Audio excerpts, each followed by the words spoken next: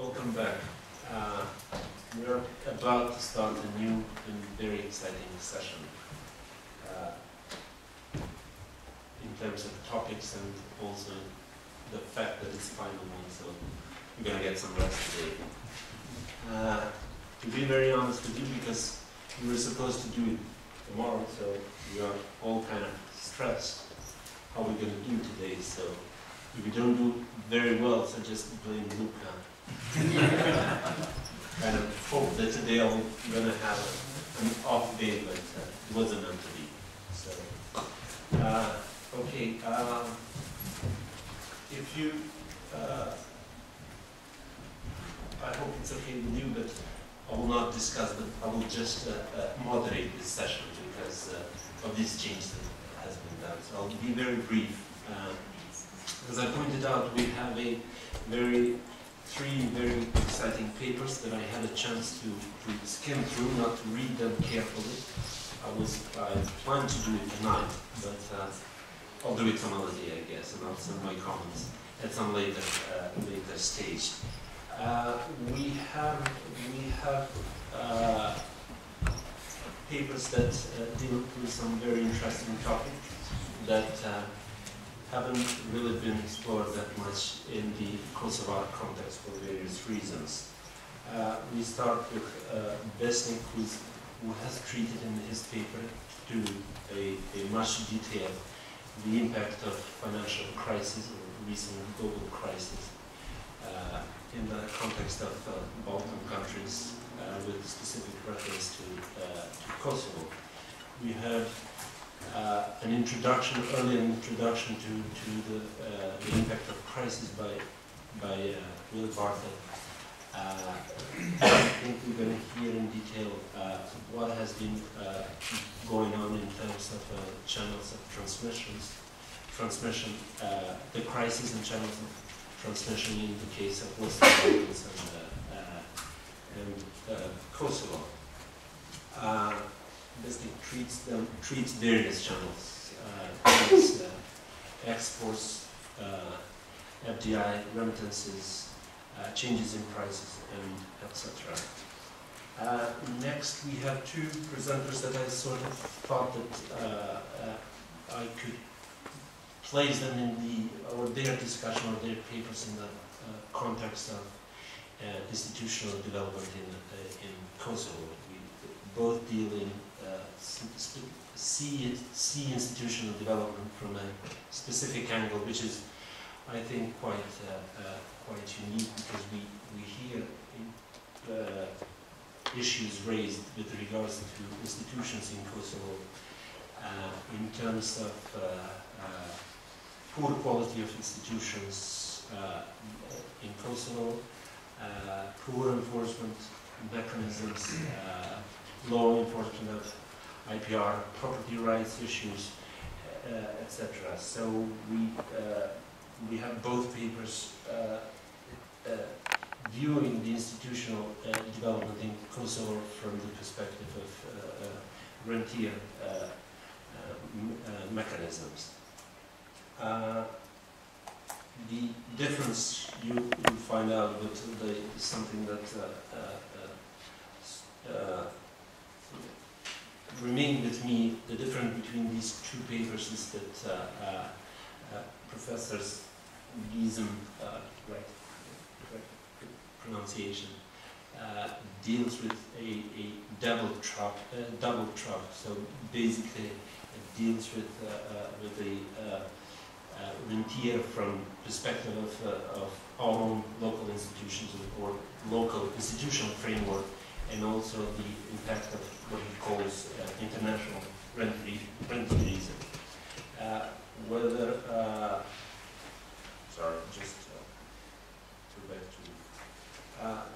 Whereas Nicolas deals with the international institutional mechanism in Kosovo, so I will not extend it anymore.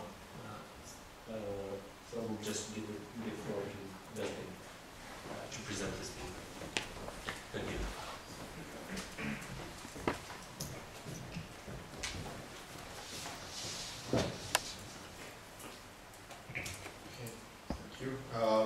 let's see how this goes. I was fortunately able to download my PowerPoint presentation, so I have that with me. I don't have my lecture notes, but I'll try to do my best with the printout that they gave me here with some of the stuff and try to convey to you today. So my paper is really on the transmission belts of the in this case, European economic crisis on the Balkans, and I do borrow from Will Bartlett, who happens to be here today, the term super periphery to define the Balkans in relation to the rest of Europe and the EU in particular. And so I'll try to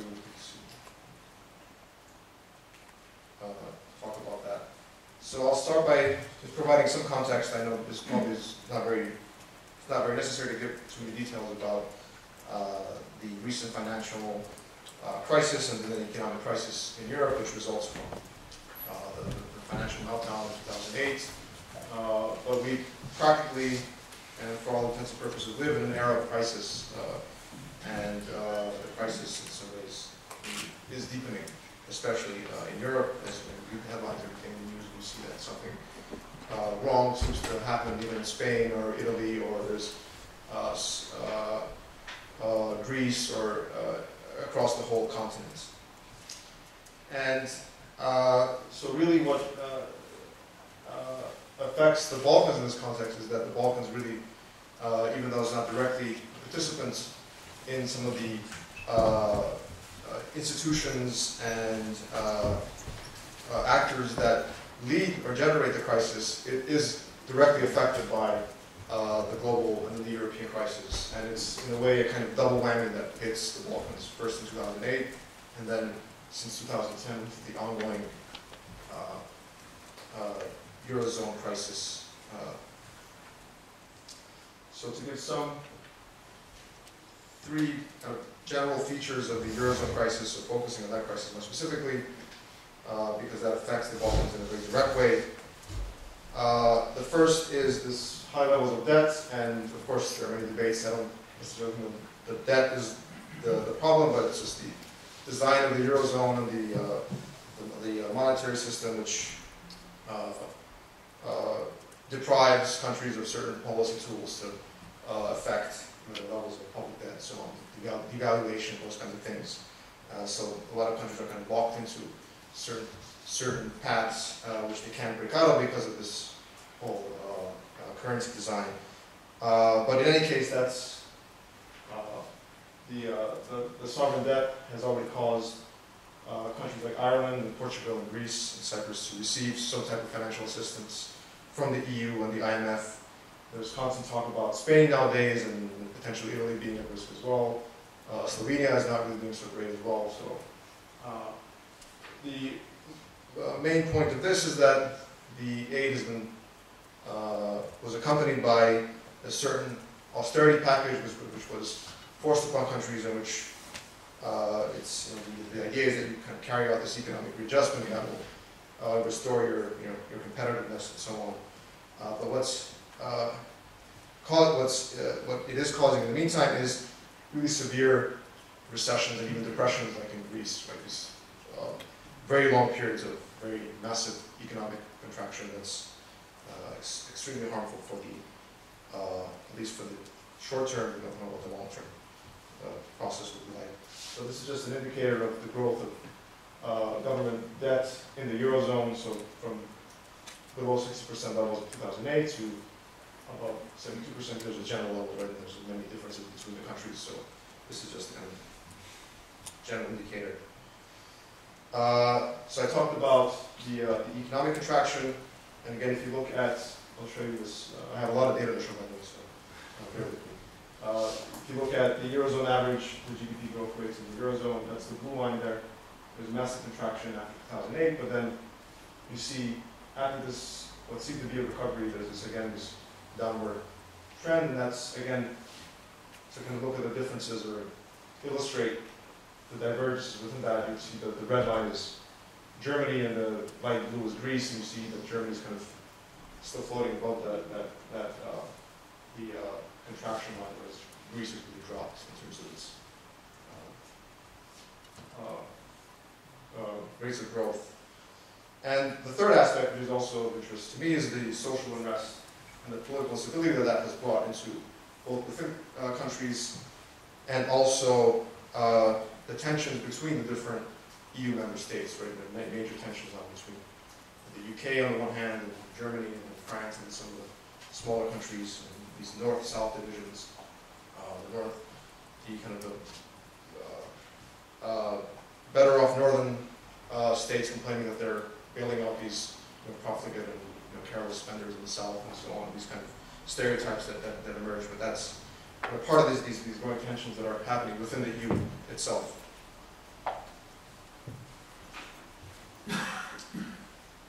Okay, so in the case of the EU and the eurozone, some of the the effects of the crisis are clear. So there was a global financial meltdown, which caused a whole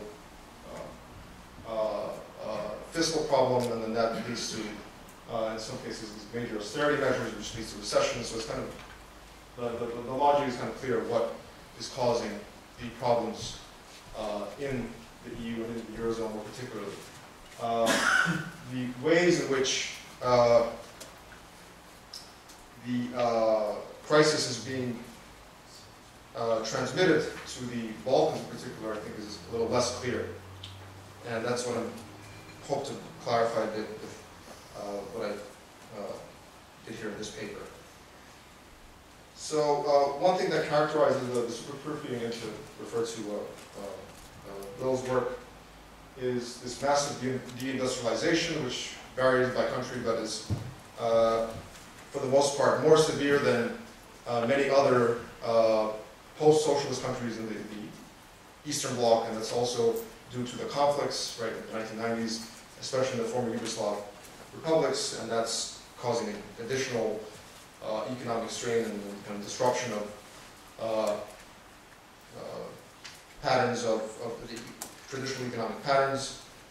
There's high levels of poverty, this massive wealth gap between the states of the Western Balkans and the rest of EU, and particularly the core of Europe, and high levels of unemployment, also partly as a result of the deindustrialization and the conflict, and that also varies between countries, but a kind of prevailing feature. And the interesting thing is that after 2008, a lot of the, look at the IMF reports, the World Bank reports, they're all applauding the Balkans, saying, oh, you did a great job, you weren't affected by the crisis, your banks are okay, your debt is, is in control, under control, so you're fine, you do great under these conditions. But I think, in fact, if you really look at what's happening, that the crisis is really affecting the Balkans quite severely. And so that's part of my kind of puzzle, that there's no banking or financial collapse or financial calamity since 2008. But that focus on the financial institutions has really neglected the severity of social and economic suffering that's being caused by this Europe-wide crisis. Now, I do argue that the effects of the crisis are not uniform. So we talk about this area that we call the Western Balkans, right? So it's the former Yugoslav republics minus Slovenia, and also including Albania, right? This region that is not yet part of the EU, aspiring to join the EU. Croatia has been kind of given the green, welcome mat, and will join soon. Albania getting some hopeful signs that they might join, and Serbia becoming a candidate soon, but it's still in the process of joining the EU, but not yet a member. And for some countries like Kosovo, it seems like quite a long path until that can actually happen. But in spite of that limited political integration with the EU, there are, I think, very important ways in which the region is integrated economically with the wider European economy. So I call these modes of integration between the individual Balkan states and the rest of the European economy.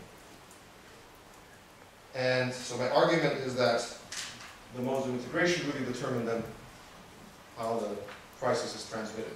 Right? So it's not a very complicated model, but essentially it's kind of a kind of classic dependency model, but kind of added with some elements, especially on the financial side. But essentially you have transmission belts of prices which can be either direct or indirect. Direct or more directly observed things like there's a decline in industrial production and there's a decline in foreign investment. Indirect ones are things like inflation, things like increasing unemployment as a result of, direct result of the crisis. And things like the decline in remittances, right, which are not always registered as part of this whole formula.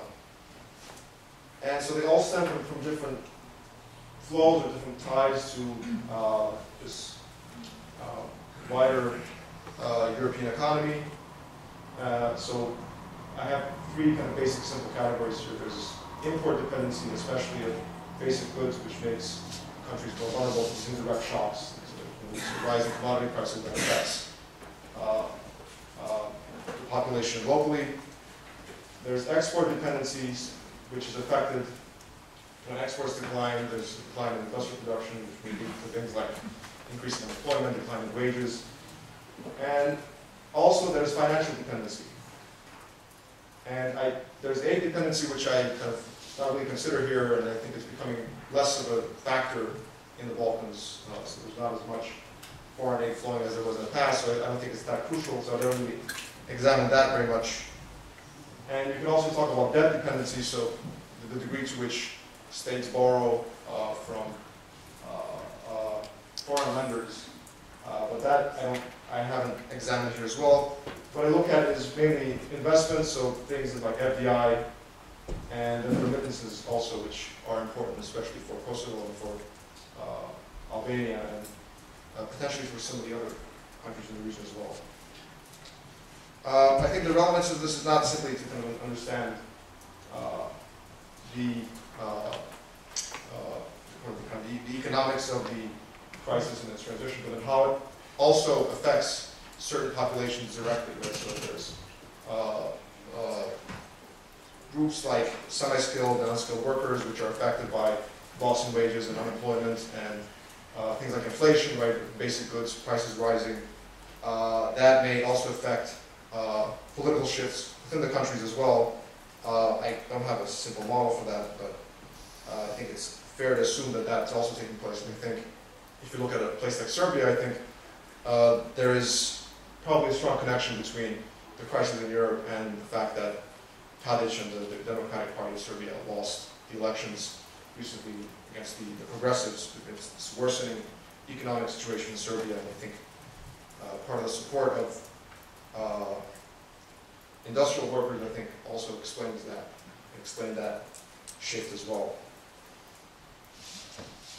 Now, looking at some of the effects, more general indicators of the effects of the crisis. So these are the growth rates, and I'll skip this complex table, but if you look at this graph, I think it's a little more visible.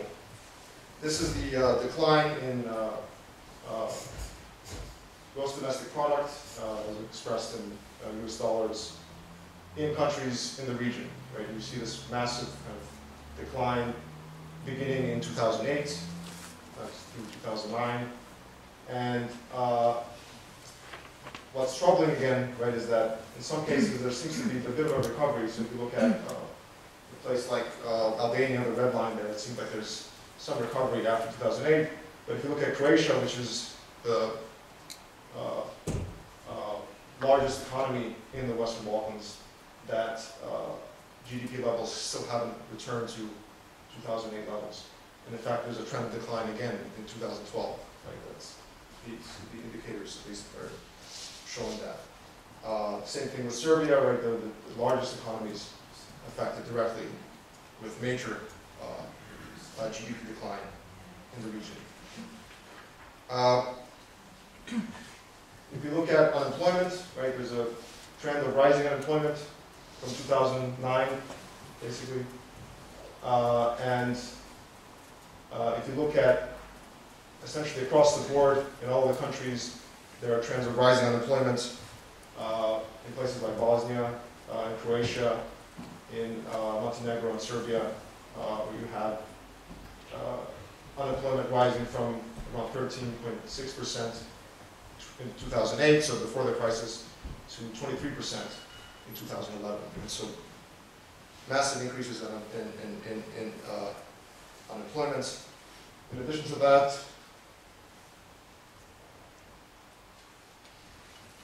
there's a fall in wages, and this data is not really complete because we have all the more recent years.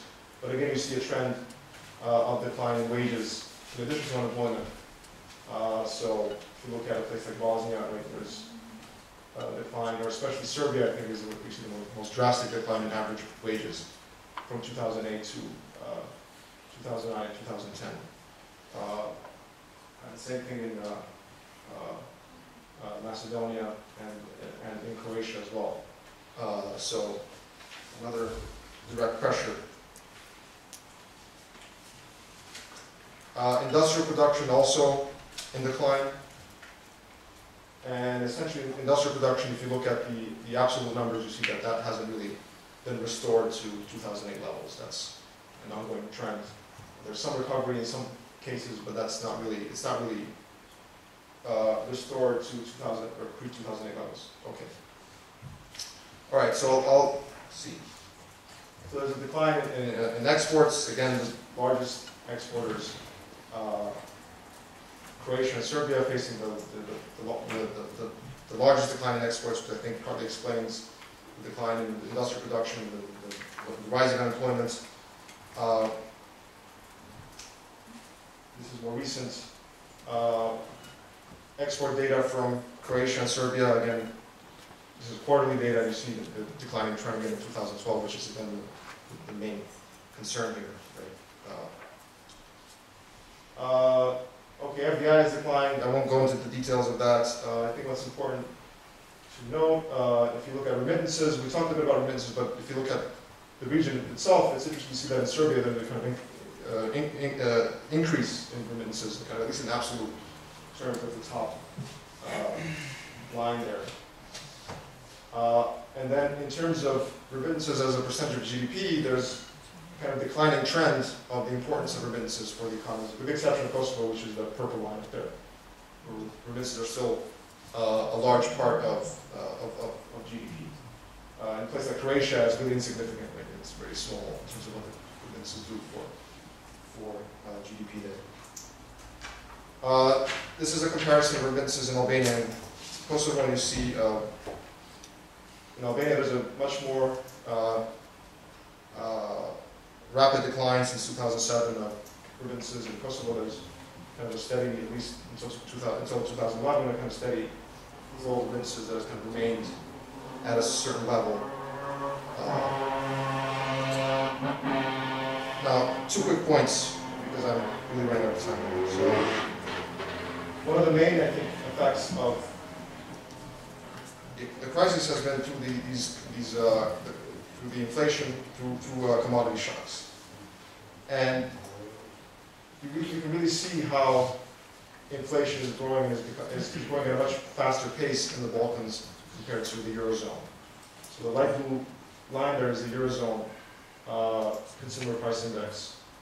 The rest of the lines are the Balkan states. The blue line is Serbia. You see inflation in Serbia is just through the roof, with a constantly running trend. But you see, if you recall the numbers with the average wages were also growing during this period, so that seems to offset this high inflation. But that trend is not continuing now. Inflation is continuing, but wages are falling. One interesting trend to note is if you look at consumer prices in Kosovo in particular, another high importing country. And you break it down, the gray line there is the consumer price index for oil, right? So oil prices were fluctuating in 2008. But then if you look at the more basic CPI for food, that's the light blue area there, that's also fluctuating heavily during this period. And the black line there is CPI in Serbia, which is very interesting. It's CPI for food and non-alcoholic beverages in Serbia. And it's really closely following Kosovo. So in fact, it seems like prices of food in Serbia are coordinated with prices of food in Kosovo itself. So there's a kind of direct flow of inflation from Serbia to Kosovo. That's an interesting observation there. I think that's also related to the fact that kind of food commodity prices are now also increasingly tied to global markets, and those are affecting prices of food even in places like Kosovo. And you see, if you could compare the food price index maintained by the Food and Agriculture Organization of the UN with food prices in Kosovo, that tracks kind of global commodity prices in the food market. You see that there's the trend is quite similar. I mean, so these massive shifts in food in global food prices and direct effects in the food prices in Kosovo, especially after 2010. You see that big rise there affecting food prices in Kosovo.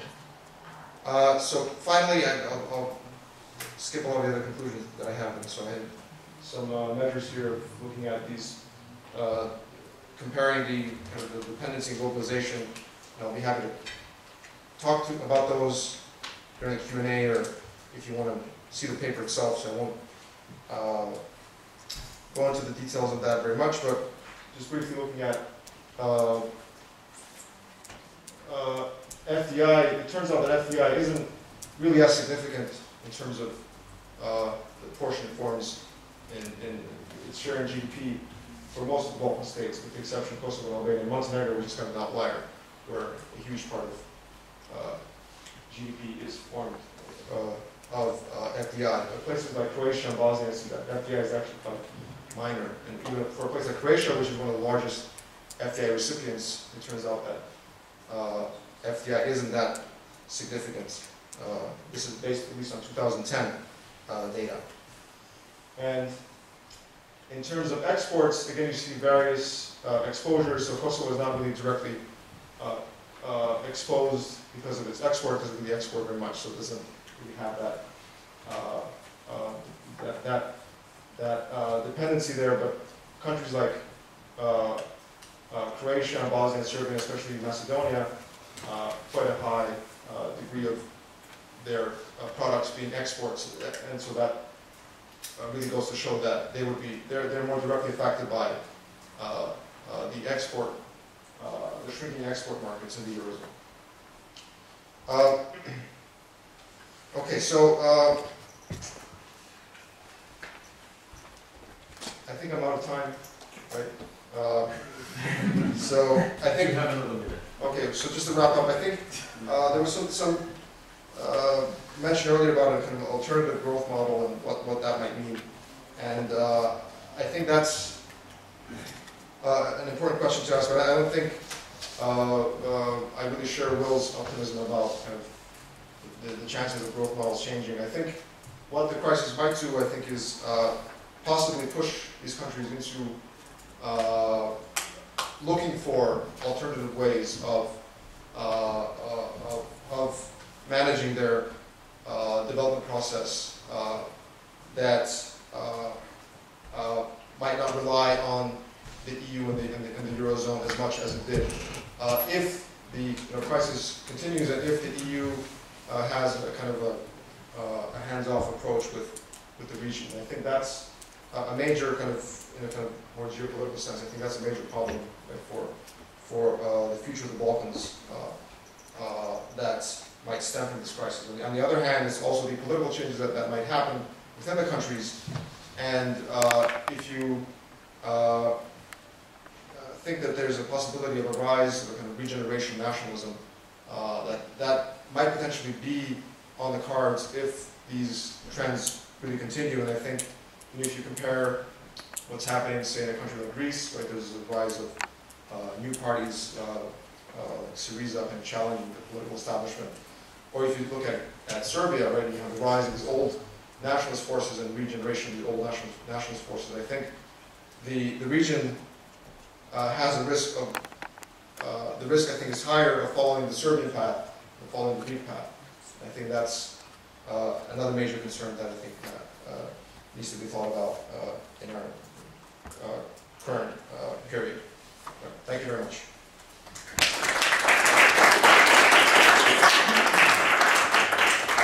Thank you. Maybe we want a 2 or 3 very short questions on if you need anything clarifying, or do you want to move all the questions? Oh, okay, please. James? Thank you, Petrit. I'll try and be brief. I was reading some commentary recently, and it was talking about the difference in the way that Albanian remittances and Kosovo remittances have been affected by, the crisis in Europe. And basically what it was saying is that remittance monies originally come from European core states. In Greece, these represented transfers, to the Greek economy, either through borrowing or EU funds, which were then recycled through Albanian workers into remittances, which then went back to Albania. So there was a reason why those were cut off. Because Greece was cut off, therefore remittance flows to Albania were cut off. Actually, remittances coming into Kosovo come from a very similar source. They come from European core states. The difference is that the European core states and international markets can't cut off that flow. So in that sense, it's to do with the mechanism rather than the actual ability of people to generate money in the European core states. I just wonder whether you had any sort of comment on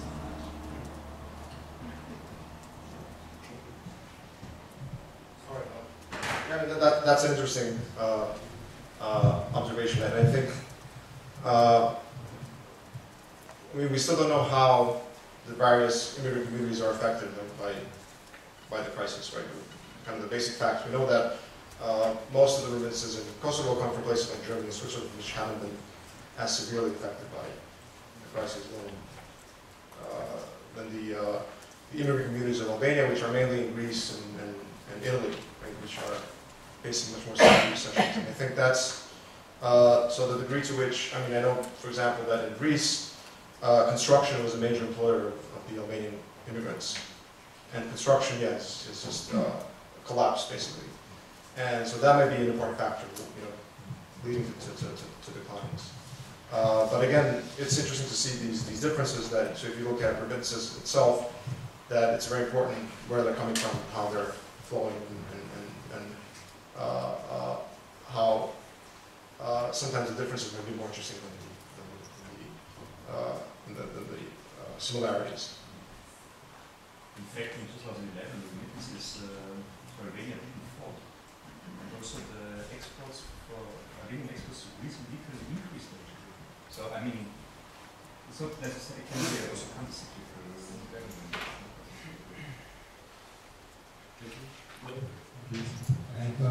Thanks for referring to the concept of super periphery, which I developed earlier. And been thinking a bit more about this recently in terms of core and periphery and super periphery. And it seems to me that what distinguishes the Western Balkans and perhaps some other countries out on the edge of Europe is that they're all extremely highly Euroized. So either they have adopted the euro, or they have currency bills, or they are targeting the euro because many of the loans and households and businesses are denominated in euros, so they can't really devalue as a response to the crisis. And the country which has devalued, Serbia, you can see the impact on prices shooting up, and also their problem with the servicing of loans, so they're desperately trying to stop that from happening further. And so in that respect, they're not so different from countries like Greece and Portugal, but the big because they are in the sort of fixed exchange rate position with respect to the euro and all the problems that gives rise to in terms of adjustment to the crisis. And the big difference is that they're not they have no access, not being EU members or eurozone members, have no access to all the bailout mechanisms, no access to European central bank funding, either directly or indirectly, whatever. So they're in a much more vulnerable situation. And I think what you're seeing in some of those diagrams that you showed at the 2012 picture now, although there was some sort of buffers previously, there was some protection previously, those are all being used up, and now we're seeing entering a very difficult period of downturn, I think, starting from a quite bad position. So, more to come. Thank you, Ori. Yeah, well, I think the debt issue is interesting. I unfortunately didn't look at that, but there's also variations in that as well. So if you look at a country like Serbia, it has kind of a debt burden that it has to deal with. Albania also is dealing with the debt problem. And in fact, if you look at the current budget of the government of Albania, the largest item on the budget is paying debt. And that's eating up most of the resources of the government. And if that also continues, that is an additional strain, an additional source of strain if they have to reduce expenditures and cut, public sector employment and take all those measures that might be even forced upon them by the IMF and other institutions. That will even, I think, create a very severe downturn in the region. I think that the public expenditures have to some extent kind of maintained a certain, at least buffer at least some of the effects for the time being, but if that can be sustained, I think that's a big question.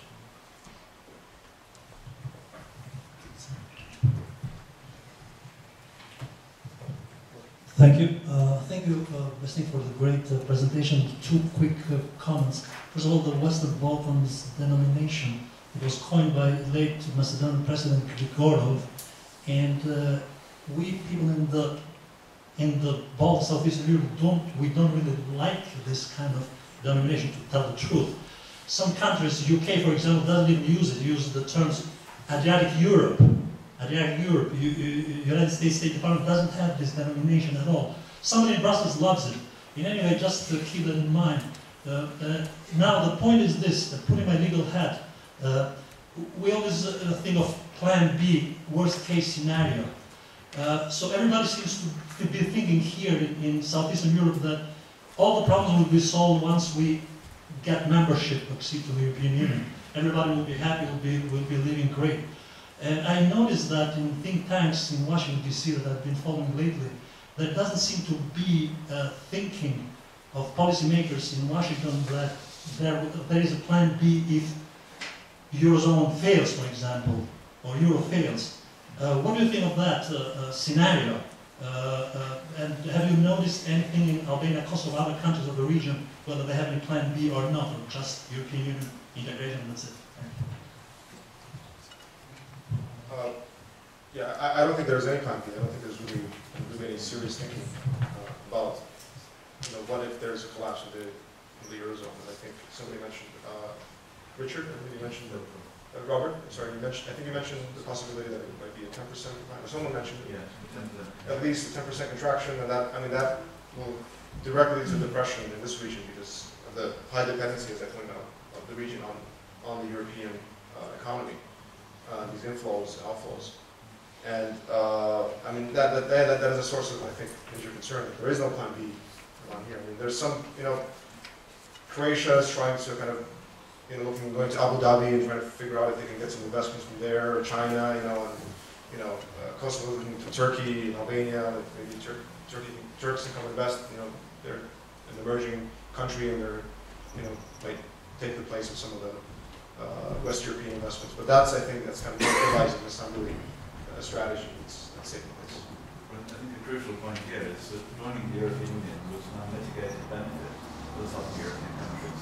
Joining the eurozone was an unmitigated disaster. So you have to differentiate between European Union membership and eurozone membership. Yeah. Okay. More questions? Someone? Okay. two very small ones, really. First, the graph, luckily, that you got here. If you go back 1 or 2 years, so 2008 and 2009, I would guess you would get a slightly different picture. I don't know if you've seen, if you considered that. And the second one concerns the, it seems that we are importing also inflation from Serbia. So do you think that's the reason for that is basically that the bulk of the imports from Serbia are directly food product? Yeah, I think that's the most direct explanation, right? Because Kosovo imports so much of its food from Serbia that as soon as you have this rise in food prices in Serbia, that directly reflects in the market here. And I think what also affects Serbia is what's happening in the region and what's happening.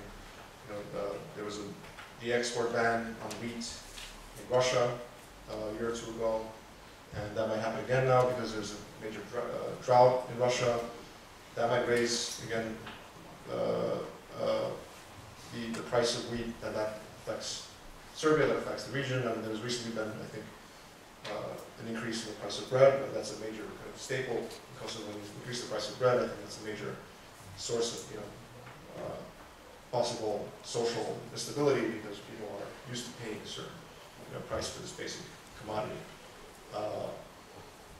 But again, it goes to show that the mechanisms of the transmission of this European crisis are very different. Like in one case, it might be exports, like in Croatia, but in this case, like in Kosovo, it's more inflation that's raising the cost of living, and especially for those who are poor or low-wage workers, they are the ones who are most directly affected by this, because they spend most of the money on purchasing food.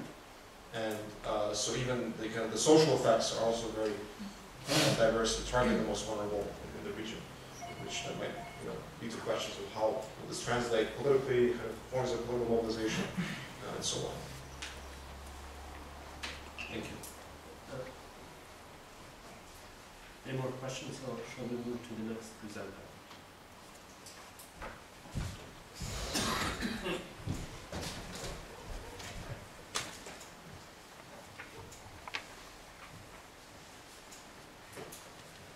Ladies and gentlemen, let me start by stating 4 things. First of all, I'm absolutely thrilled to be here and to learn so much about Kosovo and its economy and political system, and I congratulate Luka and the whole team, including the students, for the absolutely perfect organization.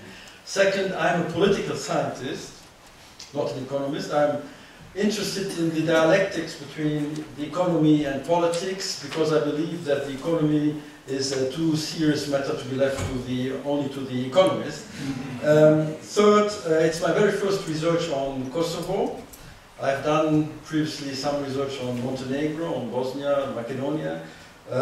So I will stay very humble. I just propose you one interpretation of the collected data and of the facts, and I would like to have some feedback merely. That's my main purpose to be here. And fourth, I apologize for my pidgin English. Now, the aim of my paper is to demonstrate first that Kosovo's political modernization process is considerably hampered by internal rent-seeking structures. That's the first part.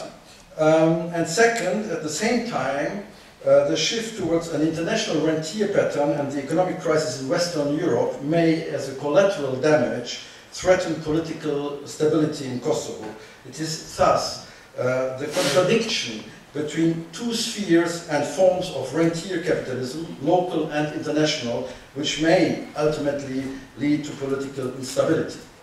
So the first part is on internal rent-seeking in Kosovo. As in all post-Yugoslav regions, the transition process, supposed to lead from Yugoslavia to a liberal political system with a largely autonomous civil society, has been hampered in Kosovo by 2 main factors. First, internal rent-seeking occurred systematically, of course, in all socialist countries before 1990, including Yugoslavia, at least at the top level of the state, and its eradication takes time. This has been the experience, for instance, also of Romania, Bulgaria, Ukraine, and also the Central European countries. However, second, In post-Yugoslavia, especially in Kosovo, the transition process became stalled by a temporary war economy which diffused rent-seeking behavior even more deeply into society.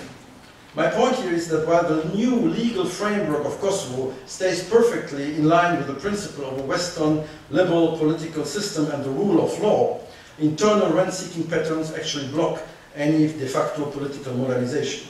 Rent-seeking refers to investing resources in order to redistribute outcomes that favor the investor. It is a privately rational behavior. The investor expects to profit at others' expense. Thus, the profit-seeking entrepreneur and the seeker of rents share the same basic motivation. The difference between the two forms of economic entrepreneurship is that in capitalism, the profit-seeking activity generates positively valued social product, while rent-seeking is socially unproductive. Indeed, even the best macroeconomic conditions must fail off to kick off economic development unless there is a domestic middle class of bourgeois profit-seeking small entrepreneurs willing to make long-term investments in the local economy, throwing in their own fate with that of their country. There are many forms of rent-seeking in a domestic market: corruption, money laundering, smuggling, including human trafficking, shadow economy, drug dealing, organ trafficking, etc. They all lead to a considerable welfare loss and a competition for rent by the local fat cats, as rent-seeking may become more attractive relative to productive activity. Politically, we can observe that a rent-seeking society tends to lead to social demobilization and even apathy. The structural reason behind this lies in the informal, what I call the informal rentier social contract, in which the administration provides goods, quote, provides goods and services while society provides state officials with a degree of autonomy in decision making. Civil society is thus not really autonomous vis-à-vis administration intervention, and the relationship between labor and capital is strongly distorted in favor of the rent-seeking capitalists. While formally the political system appear perfectly in harmony with the liberal idea of pluralistic democracy and in part even with the rule of law, the rent-seeking society produces actually patron-client relations as officials use generated rents to ensure minimal political loyalty, and it creates forms of neo-patronalism and hybrid political regimes. Behind the democracy facade, including election rituals and government changes, there is indeed only a marginal competitive struggle for political power among would-be leaders for the vote of the electorate. As Joseph Schumpeter formulated a long time ago, I quote, "Modern democracy is a product of the capitalist process." End of quote. One would even say that the free competition in liberal democracy is the mirror of profit-seeking entrepreneurial capitalism. The rent-seeking class has no dominant interest in economic welfare of the whole society, as the profit-seeking bourgeois entrepreneur does, because it leads to long-term growth. The rent seeker is interested in the political system redistributing available resources through its budget and through regulation, for instance by privatization, to enrich the few privileged in a short-term perspective. From this point of view, Kosovo is a semi-democratic and semi-market structure. The system of kleptocracy, in which corruption is systematically organized from the top of the political system down to the lowest level of administration, means that an independent bourgeoisie in the Schumpeterian sense cannot emerge, and that therefore the path to liberal democracy is blocked. Regulations, subsidies, prices, public jobs, infrastructures, construction works, such as highways, airports, etc., and especially privatizations, the Grand Hotel, the Trapka mine, etc., can be used by the Kosovo's kleptocratic rentiers to enrich themselves. Economically, the real victims are the new entrepreneurs entering the market and facing administrative persecution, while new political entrepreneurs in the state formation process, that is, for instance, new political parties or NGOs, may face difficulties to reach a larger audience through manipulated media or are immediately corrupted. Corruption is indeed so widely spread at all levels of society that in the beginning of April, the chief even of the Kosovo task force against corruption was arrested on suspicion of corruption.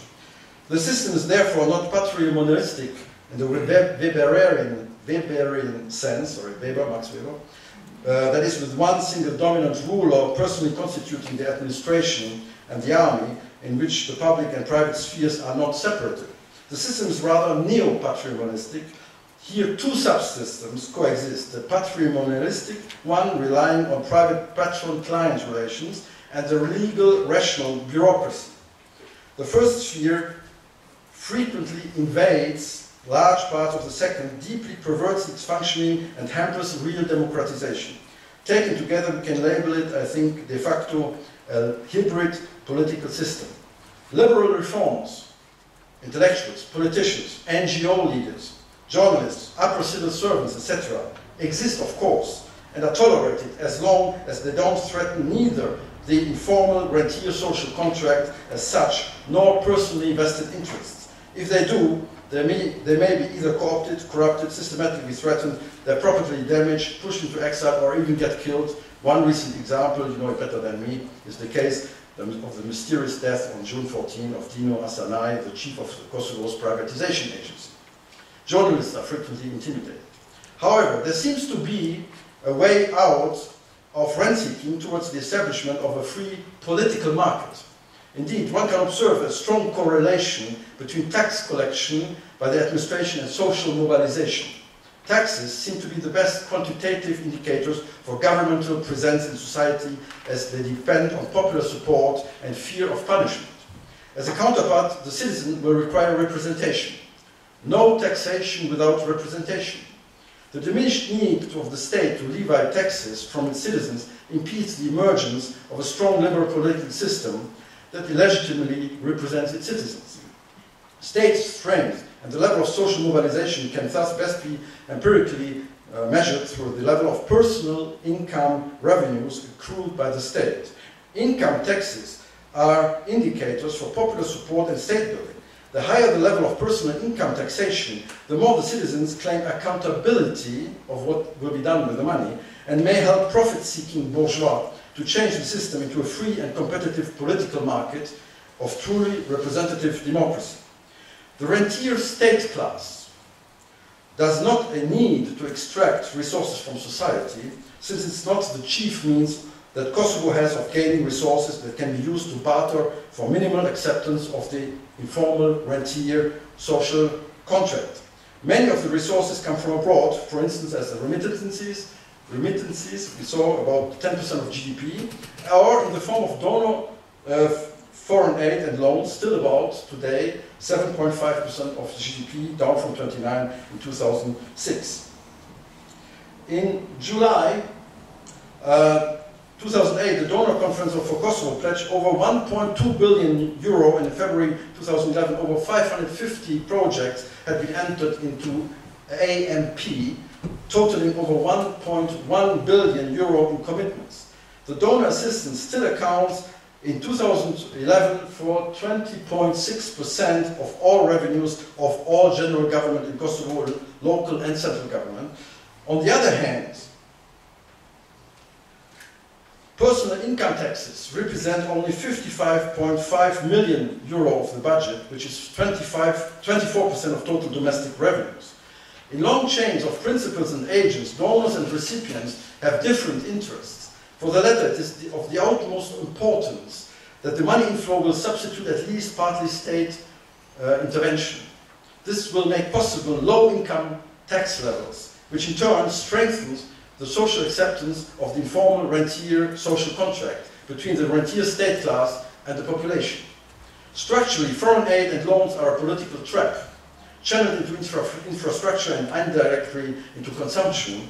The donor conditionalities may aim at favoring a more competitive economic market, but objectively also protect the interests of the rentier state class by allowing very low personal income taxes, since the social welfare and infrastructure is partly generated by revenues from the outside world.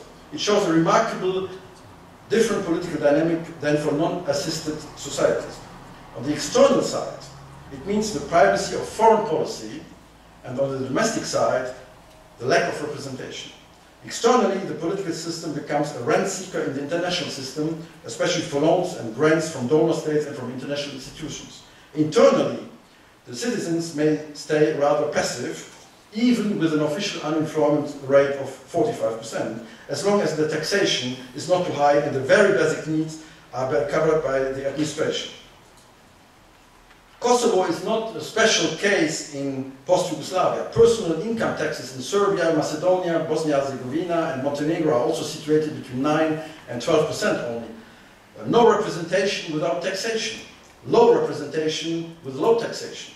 However, when the foreign sources of revenues, grants, loan, but actually also smuggling, drug import and export, women trafficking, etc., decline, the chances for political change increase, as the state may either fail to fulfill its part of the informal rentier social contract, welfare function, or raise taxes.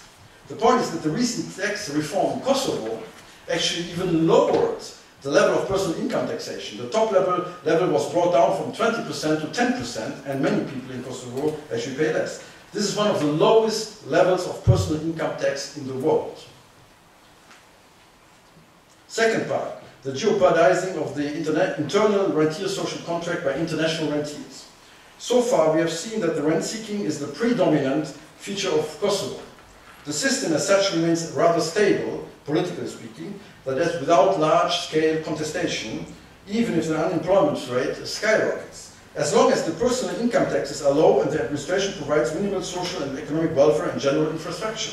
My hypothesis is that the stability may sooner or later be threatened by recent fundamental structural change in European capitalism towards what we may call international rentierism. I will not go into the details I have done in my paper about the causes of the European economic crisis. It is true that Kosovo actually resisted rather well, comparatively rather well to the crisis. There was no recession, but constant growth rates of between 2.9% and 6.9% during the first part of the European crisis period from 2008 to 2011. Now will come the second part, I guess. While the public debt remains extremely low, 5.8% of GDP when compared to Western European average levels. The danger, I think, lurks from the outside, and this, I could say, could be added to Pula's model. I think that, I will switch to this one. The interest payments from debts are another form of rent. It is non-productive capital. The world public debt increased by 33% in the last 3 years, from 2008 to 2011, to a total amount of almost 44 trillion US dollars. And that's by far not yet the end. Such an absolutely incredible amount signals a structural change in world capitalism towards an international rent-seeking pattern. The owners of government bonds are able to extract at least 15% and more from the annual government budget as a yearly rent. 15%, that's the level of France, borrowing very low interest rates, not to speak of Greece, Spain, etc. With the new area of continuous pro-cyclical austerity programs adopted by the European neoliberal or technocratic governments to please the rating agencies, which protect the interests of the international rentiers, the capacity of national states to mediate between the rights of citizens and the requirements of rent extraction has been severely affected. The more austerity, the safer is the capital extraction from the state by the international rentier class, and the less there is demand for goods and services, leading to additional recession or low growth. Keynes' strategy of the euthanasia of the rentier, partly adopted by the US Federal Reserve and the Bank of England, is still opposed in continental Europe by Germany and its dependent territories within the eurozone, the Netherlands, Austria, Luxembourg and Finland. The ECB is not allowed to be the lender of last resort and obliged by its statutes to fight inflation rather than unemployment or debt. One consequence could be that the eurozone will sooner or later shrink.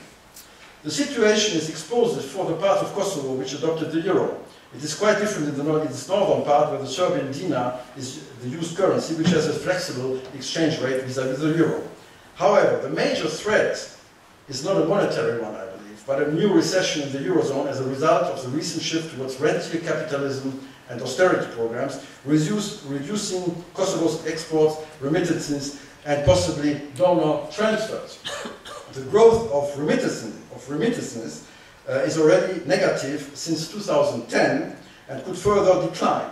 Donor commitments, I think I switched the... Donor commitments are also declining since the same year. In addition, there may be possible financial collateral damage. The big European banks hold a large part of Greek, Italian, Spanish, Irish and Portuguese government bonds. BNP Paribas, Raiffeisen, Deutsche Bank, Société Générale, etc. This fact will likely incite them to raise capital and to drastically reduce exposure to private credit risk. Since that is politically highly controversial in their respective home countries, Austria, Turkey, France, etc., such a measure will likely be applied first in the semi-periphery, that is in the Balkans and in Eastern Europe. In Kosovo, domestic credit has substantially increased over the last years, plus 16% only in 2011, which is the highest growth rate in the region.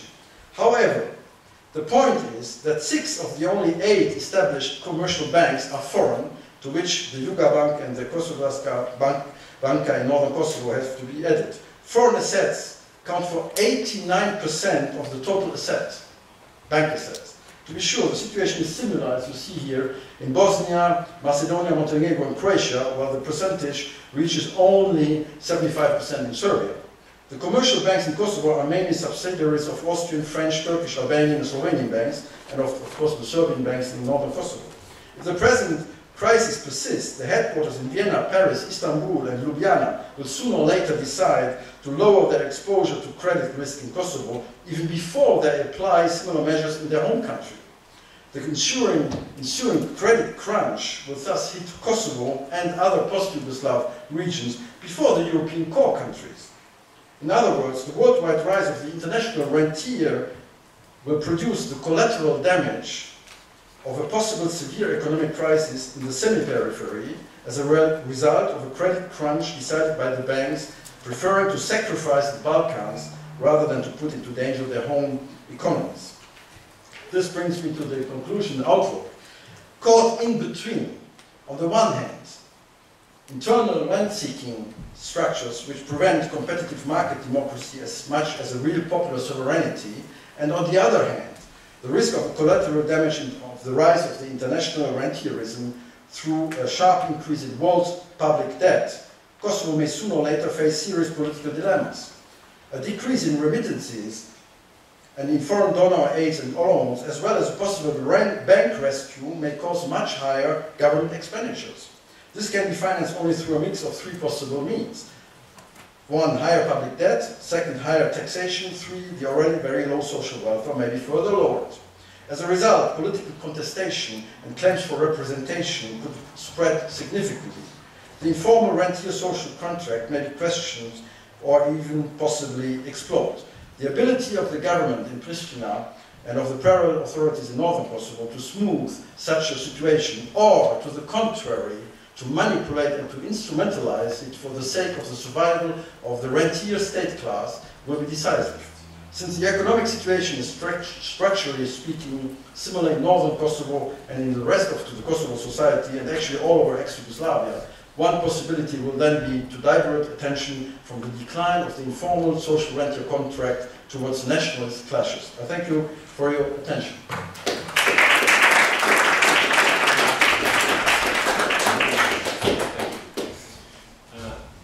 Any questions? I'm looking at James. You I don't know. It's just joking. Sorry. Do you? Okay. Okay. Why I was sorry.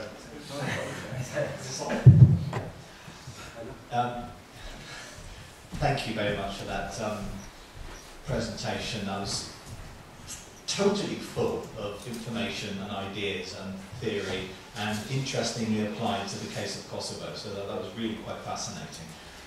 The question I've got is actually quite a simple one, okay, and it's just referring to some of the data that you put up on the perceptions of corruption, okay, because I realise that you used the information which is supplied by Transparency International, okay, and I thought this perception of Kosovo as a very corrupt country, a very corrupt state, is a very interesting one.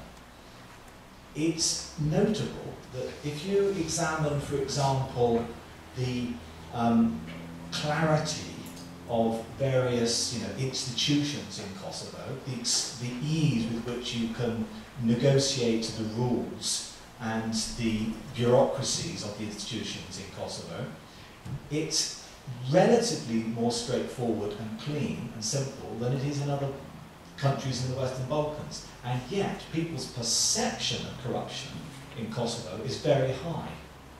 And I'm just wondering whether there's a difference between the reality of corruption and people's perception of corruption. Well, you're not suggesting that there's no corruption, right? I think there is corruption. Well, I use that that information by Transparency International, the perception of corruption, because there's no statistical data on corruption because it's difficult to measure. The point is, as far as I know, I couldn't find any reliable data or that phenomenon. So I took that one. It's not that important if Kosovo is the most corrupted ex-EU region or not. That's not the issue. If it's the rank 112 or if it's 82, that's not the big difference actually. The point is, it's the mechanism which I'm interested in. That's rent seeking. Corruption is rent seeking. So as far as we agree about the basic assumption that there's a high level of corruption, whatever high means, then I think my interpretation would still work. If you can give me some data about how much corruption there is and how to measure it, I would be glad to accept it.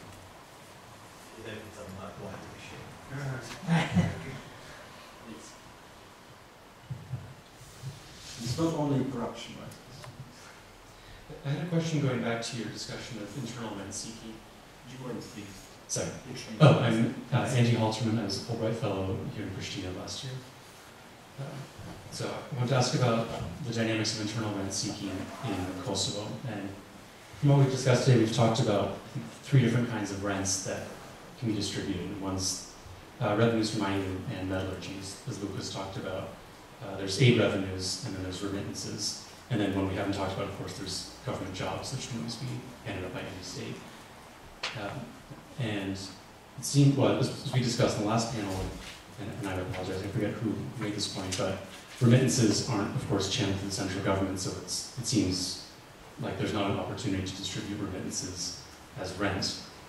And the point that you focused on was aid to the central government, which was about 20%, but I believe that often comes with a lot of conditions on it, and I'm sure it restricts the ways that it can be distributed as rent. And when you think about the classic rentier states like Venezuela, which have enormous incomes from natural resources that they can distribute as either to elites or to in a populist way, it seems like the 20% of the budget that comes from aid doesn't come close to a classic rentier state like Venezuela. So is Kosovo seeing an outsized influence of this 20%? Is it making more of an impact than that equivalent amount of money would seem to make in a rentier state? Or is there another dynamic going on in terms of what rents are being distributed? I'm analyzing rent seeking. Rent seeking. Kosovo is not, in my view, classical rent society like Venezuela. There's mining, we saw that this morning and before. There's a mining industry which may create also rent economy with all the consequences of that. What I'm interested in my paper is a different type, a different form of rent, which is actually political authority as a resource. You have mining as a resource, natural resource, whatever, metal, etc., etc. But you can have also political authority. I'm a political scientist, not an economist. So political authority can be a resource, and political leaders can use their political position in order to trade it for income. Or if you have a job in administration, you can still use that also as a resource. So that's my part. So that's what I mean by rent seeking. So I cannot reply to your question because your question about the traditional rent. Now there's a whole in political science, there's a whole literature about rent seeking through political means. It's a different story. Please. Yes. Try to keep questions short. Shirley Emerson from UNDP. I'm I have a more of a theoretical question. You use new patrimonial network, and then use the concept of the hybrid. And from a political theory perspective, how exactly do you define them? Are they, do you consider that they're synonymous? And I guess more broadly the question is, what do you think really, what are the informal structures in Kosovo that determine the political process? So the informal. Because you speak of new patrimonial networks, and you speak of hybrid political structures. Are there what exactly do you mean by that? And by answering that, what do you consider are the fundamental political dynamics that determine the outcomes in Kosovo? Okay, I didn't. Thank you very much. I did not elaborate on that because it's maybe too theoretical for this occasion. What I use as a concept of neo-patrimonialism leads to have a hybrid political system. That is, the idea is just that you have two parallel structures. That's the point. That's the whole point. It's parallel, but there are interactions between the two. Into one sphere, that is the informal sphere, invades the formal ones. From the outside world, in many cases, as in many other countries actually, you notice only the formal thing, the formal structures, formal sphere, while I think the informal sphere is very much invades constantly on a almost daily basis, from what I see, the formal sphere. So it goes back to work by Elsenans and by some mainly German scholars. My colleague in Leipzig before France, I was in Leipzig. There's a whole school left. I'm just going to do something. So you think it's just about money?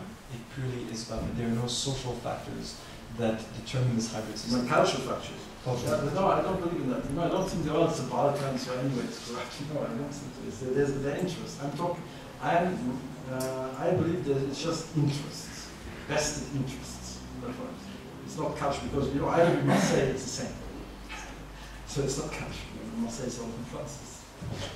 Okay, two very short questions. Yeah, very short question. You mentioned the foreign control of banks, and you mentioned also Albanian banks controlling Kosovo banks. As far as I know, you may take it out with you. As far as I know, 100% of banks in Albania are foreign controlled as well. So. Okay, yeah, that's indeed all in my paper. I did not mention it now. My paper is much longer than I cut it down because. Okay, there are also Slovenian banks, and the Slovenian banks are controlled by Austrian banks and German banks, etc., etc. So there's a whole chain actually of controlling, etc. So to follow up on that, you very realistically put the banking sector risk in full display. So what would be the way out? What the governments in the region can do to basically mitigate or to control the risk? But the government of Kosovo has already done a lot because it shored up actually the insurance for possible credit failure much higher than in the EU. So but I think it's not enough. It's just by far not enough. It went much further than what is called the Basel III agreement. It's much higher, but if there's a credit crunch. Now, 2 days ago, the IMF told us that European banks may have to sell assets for 4 trillion euro. So imagine what will be the consequence for Kosovo if that happens. For the 89% of the total assets in Kosovo are foreign. So that was just 2 days ago. I could not include it in my paper. Okay. A quick question. Near University of Catania, but currently in Oxford.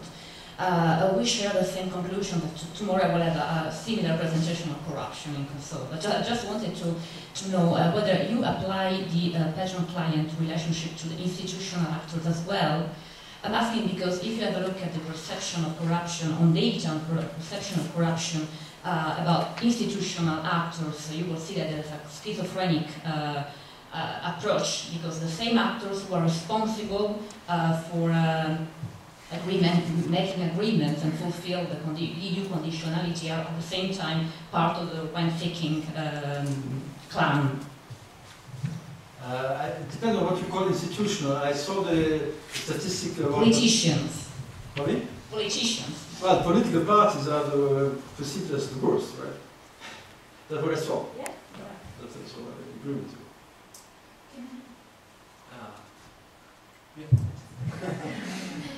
I know you said the last one, but just a quick, because your last comment, and I'm not sure I quite got it, that's why it's a clarification question, because you mentioned that one of the options from diverting away from the informal rentier social contract would lead into nationalism clashes, or what did you mean by that? I mean, I didn't quite get it. I think it's a pretty strong statement. Yeah, it went a bit quick.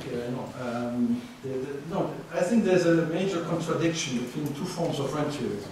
There's the internal rentierism, by what I call the rentier state class, and on the other hand, there's the international rentier class, that is all those holding government bonds in the world, now 44 trillion dollars of it. And this will have consequences for the banking system, and then there will be probably bank credit crunch or bank explosion, so to speak. So this will force the government to take decisions, right? So the decision can only be either higher public debt, which is still very, very low, that I agree, or to raise income taxes. Now, the approach is to say, if you raise income taxes again, the top level was 20%, was brought down to 2 years ago, I think, to 10%, which is really nothing compared to the world level. In France now we have, François Hollande introduced 75% income tax for incomes above 1 million, which is of course quite a lot, but still, you know, in Germany it's 40%, 30-40% of income tax. Now if you have a top level of 10%, of course, people will not so much feel involved, you know, in what is going to be done with that money. If they pay twice as much, they will claim accountability. Now, if there will be a bank rescue, then one consequence may be that income tax has again to be raised, and then people may get more concerned about what is going to be done with the money, and there's more in political science, and then there's more social mobilization. So people then may, you know, drive out in a coalition with what I call the liberal bourgeois entrepreneur, profit-seeking bourgeois entrepreneur, to topple the rentiers. That's the idea. And the clashes can be that the government manages, whatever government in the region, Macedonia or in Kosovo, in Bosnia, that they instrumentalize nationalistic, nationalistic purposes to divert the attention from that problem, and to go back into you know, very strong rentier economy, which is you know, violence. Sorry to very final. add to this very quick. If your sort of doomsday scenario comes about and the European banks deleverage massively and withdraw all their funds from their assets from Kosovo and other countries in the region, I mean, it's okay for an advanced country to deal with that by bailing out the banks and raising public debt, but where will Kosovo borrow the money from in such a scenario? There won't be any money to borrow. Where is this going to come from? I just agree. Just perfectly agree.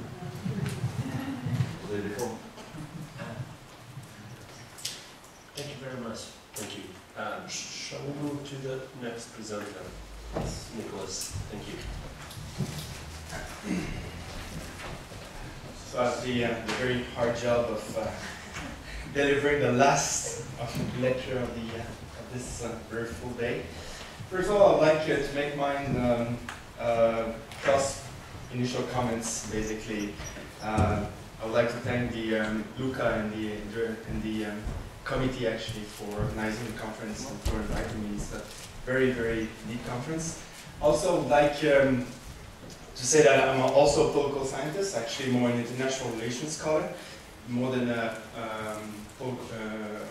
economist itself, even if I also teach at the economic department in Montreal, but it's more development. So right now I'm based in Birmingham at the International Development Department there. So that's the new title that now of my paper. So it's Economic Governance and International Administration, Aid and Rentier Economy. Here we go.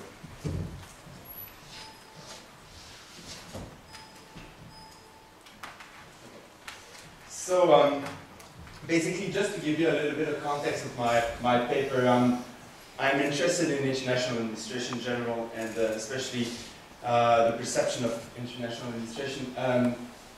And so the context of my paper is basically looking at Kosovo and the conditions of living under an international administration. The legitimacy gaps, so many authors have actually explore the political hurdles of having to govern a war-torn territory after conflict and exercising this through an international administration. There are actually officials. So what is interesting about Kosovo is that there's a very vibrant literature from former UNMIC officials, basically describing what happened inside the black box of basically administrating Kosovo. So you have Leslie Abdallah, you have King and Mason, Alexander Sianis was the right-hand man of Bernard Kouchner, and also that has been also analyzed by many scholars.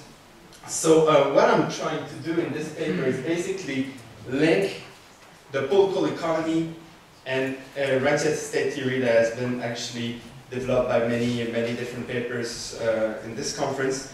And I would like to link it to the literature on liberal peace building.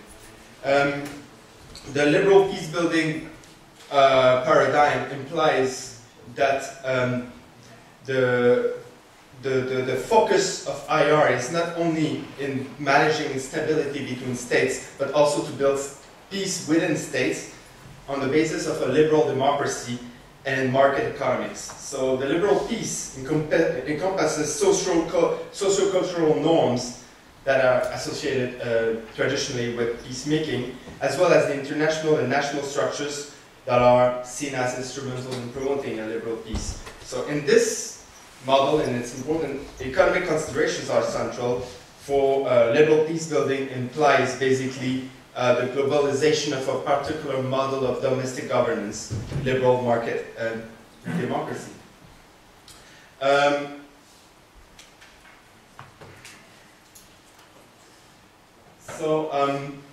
My first starting point, I guess, is that is it possible to qualify Kosovo as a rentier state? I think that Kosovo certainly qualifies as a country that receives on a regular basis a substantial amount of external economic rent. And also my assumption is that this rent has far-reaching impacts for Kosovo in a context of a continuing international administration. So I have 4 different parts actually in my paper, but I will just look at 3 parts very briefly with you.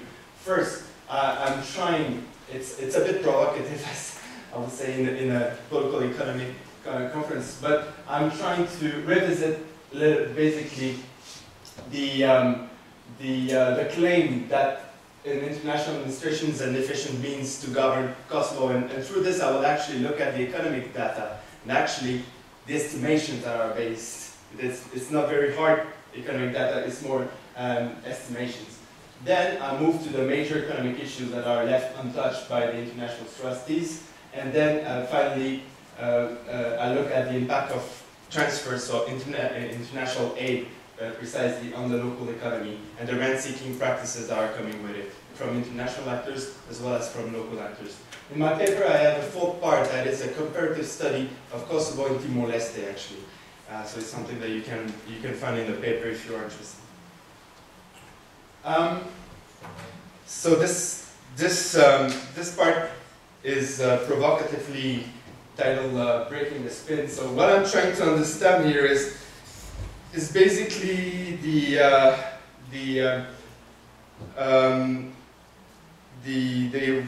what are the economic fundamentals under UNMIC's rule. And if you look at basically at these economic fundamentals, they have been consistently bad, even despite what certain officials have said. So, for instance, it's very interesting that Ad Melker, who's the Assistant UN Secretary General, said after a visit of Kosovo in 2007, so just 1 year before the Declaration of Independence, that the situation in Kosovo can be compared to the circumstances of the poorest African countries. Extremely high mortality rate, very high unemployment rate, poor educational system, severely polluted environment, and even for UNICEF, Kosovo is an island of poverty in Europe. But what is actually interesting is to look at this and try to understand as well the economic growth and the numbers that have been actually produced to try to convince us that Kosovo has actually developed pretty well during between 1999 and 2008. So economic growth was estimated at 11% in 2001 and 7% in 2002, and it's usually recognized or widely accepted that Kosovo's estimated GDP has grown twice over the 9-year period. But here the key word is estimated, right? Because these numbers have been revised downwards every year since. So we are saying the GDP of 2001 was 1.8 billion euros. In June 2003, the same number has been revised. It's now 1.57 billion euros. And in later the same year, it's 1.34 billion euros. So you see, there's also, of course, you know, a certain politics of bringing very interesting numbers in the year, and then in a couple of years' time, it's not going to be the same officials maybe, or the effect will still be there. So I've also found very interesting explicative notes in IMF documents. Well, obviously, they are all saying that all data are estimates, but also the IMF also said that they clarified that estimates of the size of the economy of Kosovo are based on partial information, potentially unreliable observations, and some educated guesswork. So this is also, I think we have to understand what we are dealing with in terms of economic growth in Kosovo. For me, I link it to, maybe you will agree or not, but I link it to the, to also what other economists in Kosovo have said. So Ibrahim Rekstepi said basically that the only economic data that we can really be sure of is the territory of Kosovo. All other data is basically utterly unreliable, but for the most part unknown. I'm not sure if you can go that far, really, but others are basically saying that the reliable information is, according to Kipred, a very well-known institute in Kosovo, the Kosovo's scarcest resources. And so it's basically, we are operating in an information vacuum here, and it's very difficult, I guess, for political economists and for political scientists to see clearly through all this. And that, for me, I think it's a situation that we should keep in mind. I will link it to the third part of my paper, but it's also a situation that we should keep in mind when considering in retrospect the triumphant press releases of the 2001, 2002, 2003 by the IMF and by UNMEC, basically saying that economic growth has been, you know, tremendous in Kosovo. So it's, I link it to what William O'Neill, who's actually a former UN official in Kosovo, mentioned, that it's UNMEC's greatest flaw is the propensity to spin information to make it appear as the situation in Kosovo is under control when this is not the case, obviously. So, can we say that UNMEC itself or Kosovo is a rentier state? First of all, UNMEC was, and you all know, especially my Kosovo friends, that UNMEC had executive, legislative, and judicial powers over Kosovo. So it was not only de jure, the government of Kosovo, but also de facto to a certain extent, especially until 2004. After that, obviously, the local institutions took over a lot of competencies. So it's why I'm linking it to the UN administration directly. And also in this context, rentier states are usually associated with weak public institutions, political instability, inequitable distributions of wealth, and high levels of corruption. All things that we have actually seen in different papers today. But what distinguishes a rentier state from other fragile and weak states is the impact of the influx of resources as on the local economy. So for the state building processes itself. So the external resource can drive a certain type of exogenous growth. That's what we are considering here when we are looking at the numbers of GDP growth. But this comes with a vulnerability to exogenous shocks. So in our case, a progressive drawdown of international transfers. And it's interesting, once again, to go back to IMF. And they are basically recognizing this fact when they are saying that the gains achieved so far are not only fragile, but have left major development challenges largely unaddressed. So this include high structural unemployment, depleted stock of human capital, and the dilapidated public institutions or infrastructure. So that basically goes back to maybe Ad Merkel's initial comment that I've been quoted. The importance of transfers for Kosovo economy. So what has been called the so-called economic expansion that I'm actually trying to question here has been actually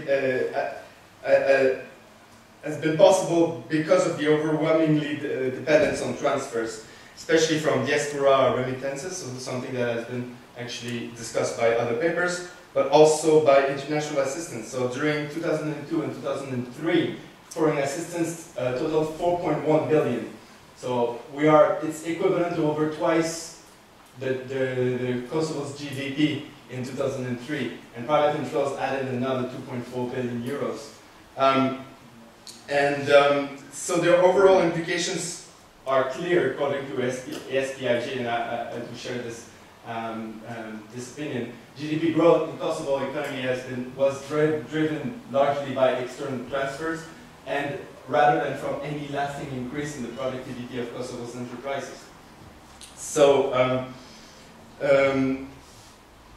we could basically argue that this massive international support has led a little bit to the same effects, or effects similar to the discovery of oil. And this is also leading to a certain industrialization that is linked to this rent-seeking practices.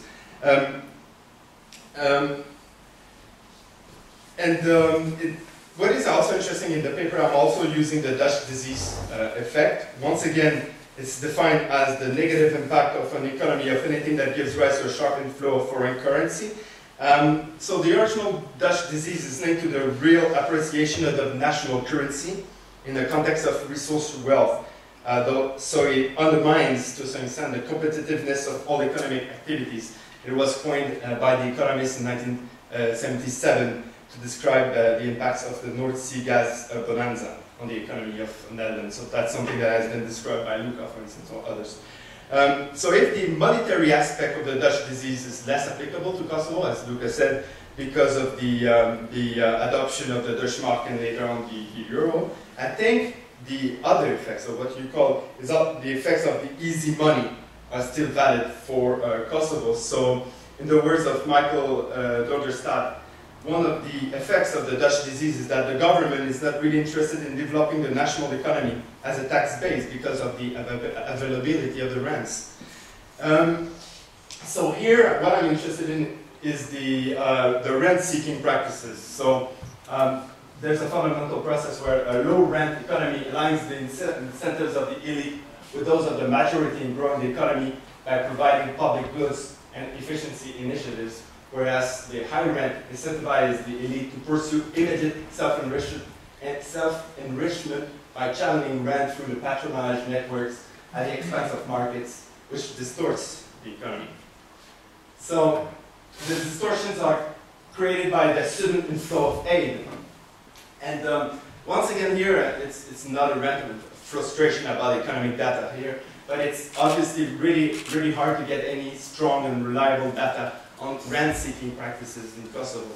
But I've tried to collate it together, a lot of anecdotal evidence on rent-seeking practices in Kosovo. So it comes with the investment opportunities. So according to certain accounts, it trebled the Prishtina's population in the first 3 years. It led to a huge boost of specific sectors of the economy: restaurants, bar, bootleg CD shops, sellers. But is it any lasting growth? Is it any sustainable growth? And that's the question that we have to ask ourselves. There's also very interesting, maybe anecdotal evidence once again, but according to the head of the Chamber of Commerce back then, Bakrami, he basically said that it pays better to sell chewing gum to the UN staff in front of the UN headquarters than to be a farmer. So obviously this is a rent-seeking practices that I'm looking at, and how it actually disturbing the local economy.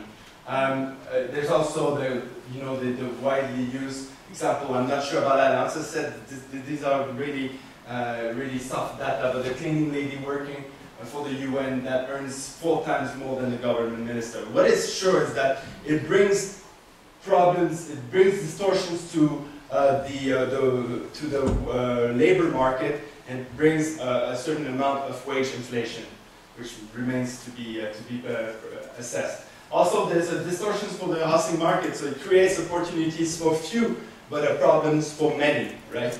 They have to look for houses, and it's incredibly expensive to find a flat in Prishtina these days, especially if you compare it with the prior to the war. And also, something that I'm looking at the paper, I'm trying to go fast to be able to do it in 15 minutes, which has been given to me. It's also interesting to look at it not only from the local perspective, but also from the international perspective. So in this kind of economy, it's not only the rent-seeking, it's not only local who are actually looking for rent-seeking practices, but also internationals, you know. For Major General Raoul Cunha, who was the Chief Military Liaison Officer of AME, he told me that, so basically the European Union has spent in Kosovo 4 billion euros. I think I said that in 2008. So obviously the number now has to be updated. So according to him, from those 4 billions, 80% was spent in capacity building and consultancy, and which means that 3.2 billion went back, what he called the base, basically 2 or 3 countries, which are the most, which had stakes in Kosovo. So it's also interesting to understand not only rent-seeking practices from the local perspective, but also the international side of the same situation.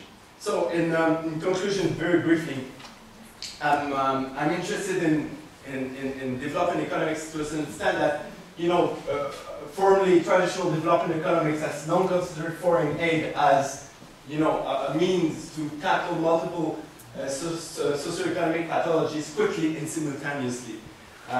But in this process, I think we have overlooked the potentially deleterious effects on all the governments of the receiving countries. I think it's something that we need to factor in our analysis. So in this regard, we need to factor all the externalities, positives and negative of interventions that are, as I said, associated to international involvement.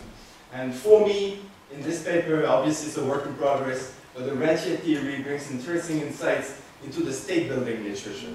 So for, as Carl said, it's a very widely quoted author on Rentier state, but I think it totally applies to the state-building literature and the IR literature. It matters whether a state relies on taxes from extractive industries, agricultural production, foreign aid, remittances, or international aid, or international borrowing, sorry, because these different sources of revenues have powerful impact on the state's institutional development. So in that regard, institution building has to be linked with the social contract and the social impacts of this institution building. Thank you very much.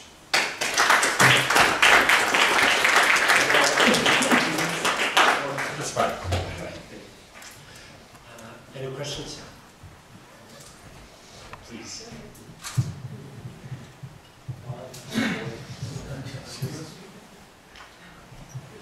Yeah, I'm worried that there's a big conceptual confusion at the heart of your paper, the English language and the French language both use the word state to refer to both a cluster of institutions, like the government, and also a country. You're conflating these. You're talking about theories of the Rentier state, which are about rents accruing to governments. And that arose out of the literature on oil-producing countries, began with Madavi and Remittances and so on. And then you've got theories of the rent-seeking society, which is what Klaus-Gerd Giesen is talking about, which is talking about orientations of behavior. It's not about money accruing to the state.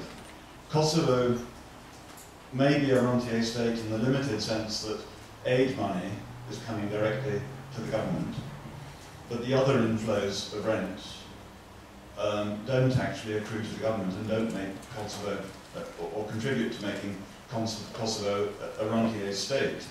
But it may be that Kosovo is a rent-seeking society. And the rent-seeking society concept originated with Hans Kruger and Gordon Tullock, two economists who originated this concept. And it is nothing to do with oil states or having large mineral rents. It is about a pattern of behaviour, a form of authority. And you're lumping this all together and using them interchangeably, and I'm afraid it's creating a mess, conceptually. But, yeah. Thank you very much for the comment. Actually, it's actually absolutely, it's deliberate in the sense that I've already published on this, but I'm someone who is actively against the autonomous state theory that is seen as one, I don't want to go too much into the details, but it's seen as one of the implications of the Weberian theory, but it's more a neo-Weberian interpretation of Weber, actually, because Weber is way more complex than that. But it has been used by Theodor Scott-Schroll and other theorists, Michael Mann, as a way to describe the interaction between society and the state. For me, and you're right, there's two different definitions of the state, basically. State according only to institutions, or you can also look at the state as a more encompassing as well the society. So I'm using, I mean, we can discuss this at dinner, but I'm using an Olsztyn-Puzen model. So basically what I'm saying is that it's a triangle. There's not only institutions and not only the physical basis of the state that we need to take into account. We also need to understand the state in its interrelation with the nation, for me, the nation state. So basically, if we look at only Kosovo from an institutional perspective, it's going to be a very limited interpretation of what's going on, you see, especially for international politics. So we link it to the liberal peace debate. So basically, if we are saying we are coming here and we are building institutions, but we don't really care about nation building. It's actually, we have to understand how institution building has an impact on nation building. So that's why it was a former article I published on state building without nation building, question mark. And I'm basically saying that we have to conflate the two concepts. I know that it's troubling because we are always dealing with this need separation of state and nation. And you're right, to a certain extent, that's something I should explain because it can be disturbing. But I think, especially for Kosovo and for international state building in general, we have to understand institution building as irremediably linked to the social consequences of our actions. So in that regard, it's not only about budget support to the government, or it's not only about creating a favorable tax situation in Kosovo, but it's also about the wider impacts of the whole international intervention that we have to take into account. That's a long answer, very short. I'm very sorry about that. We can discuss this later. Thank you. So I was going to ask a different version of the same question, and Robert has done it much more elegantly than I. So let me go the next step. Is that clear to me why you don't just use that literature, which is now empirically quite rich, but hasn't been, Kosovo, so far as I remember, hasn't been one of the case studies of the economic distortions of the UN peacekeeping operations, because that's what you're talking about.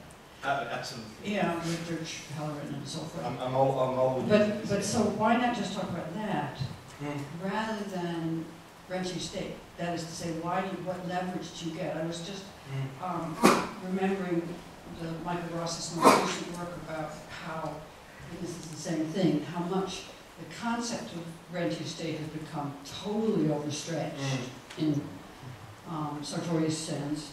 So it means that as you can oil, foreign aid, remittances, and so forth according to this. But the original idea of the Rentier state was that it prohibits democracy. That there's this high correlation, positive correlation between oil and mineral rents on the one hand and non-democracy on the other.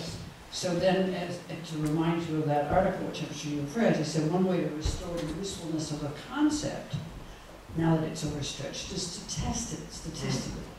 In other words, you have to have several theories about what the causal mechanism is with this high positive correlation. So in that article, he has 3 causal mechanisms, and then I'm going to ask you, what do you think the causal relationship of, what the outcome is? I'm not really sure yet what outcome you're trying to explain in the Kosovo case, but also other than economic distortions, and which is sufficient, but then you don't need the concept, but also what the causes of those outcomes would be in the real mechanism sense. So his 3 hypotheses were, 1, that there's a rentier effect, which is fiscal. 2, that there's a repression effect, that is to say, government expenditures, they've got this money and they use it. This is the Middle Eastern stuff, especially military to police to repress political changes, authoritarianism. And then he says the modernization effect, which is not your argument, rather, but social changes are prevented. For example, you don't have industrial development, so there's this gender imbalance, you don't have labor-intensive industries, women are in the services, so lots of social effects. Those are separate causal mechanisms, and I suspect you can think of others as well. But how would you go about telling us what is, I don't care so much necessarily in your answer about why you want rentier state, but what is the outcome of what I would call these economic distortions of international intervention? What are you specifically trying to explain, and what do you think the causal mechanism is? Thank you very much, Susan.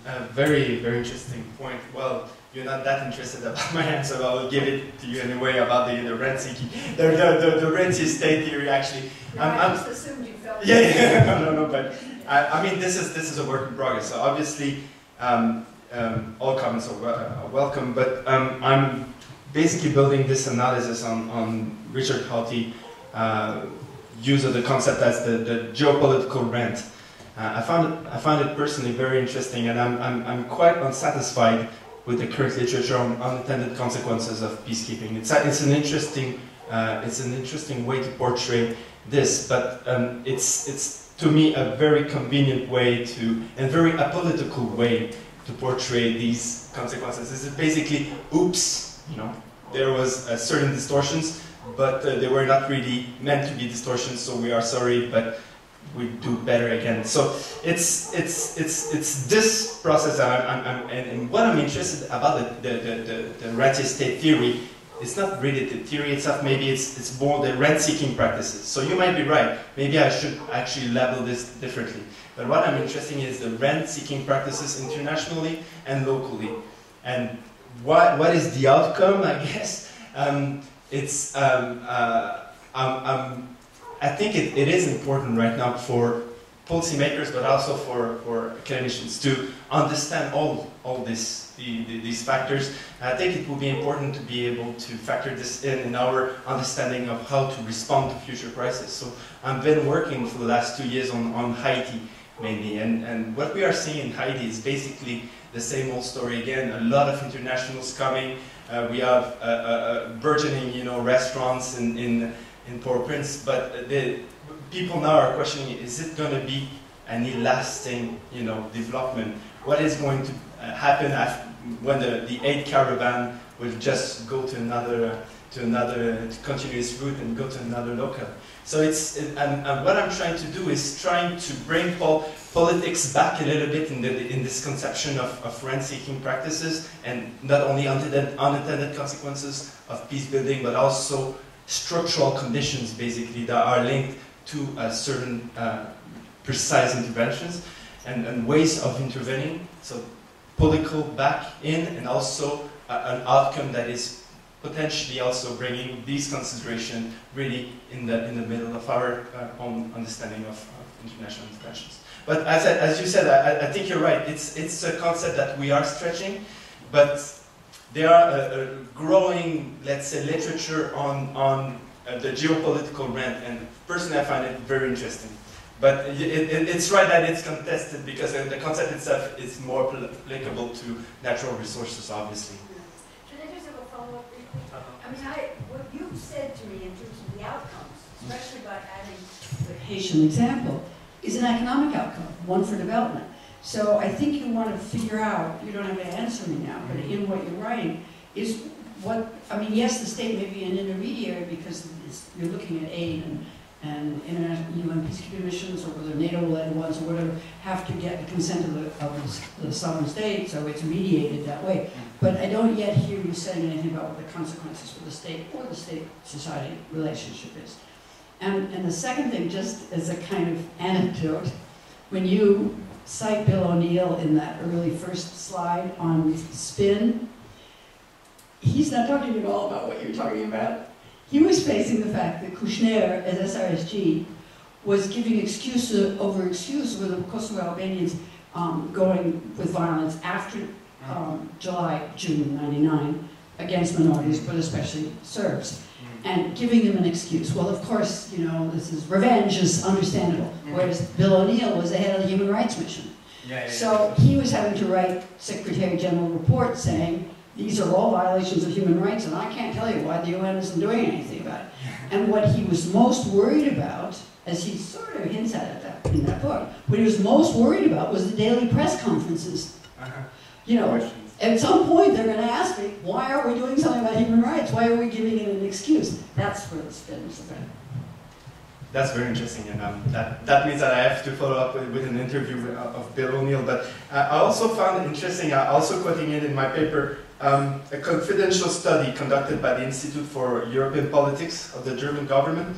It was leaked to the media a couple of years ago, and basically it looks at the culture of NATO and UN of systematic repression of critical reports. So that's more what I'm looking at. But obviously, you know, we can differ on this this specific thing. But I'm really very specific things you want to. Yeah.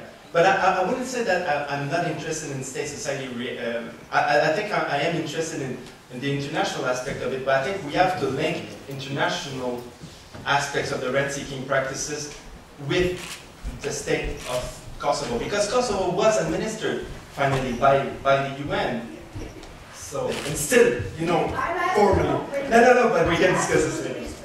Yeah. You have to say, I'm interested in this. You have to say specifically what they are. Yeah, but that's what I tried to do, in the sense that, you know, Kosovo was administered by international administration, and I'm looking at the effects, as I said, on basically this administration. So, and the rent-seeking practices that are associated with international aid. You don't have to repeat it. No, okay. James. Yes. Petrit, thank you. Hopefully I'm going to ask you a question which prompts a slightly more concise response from you.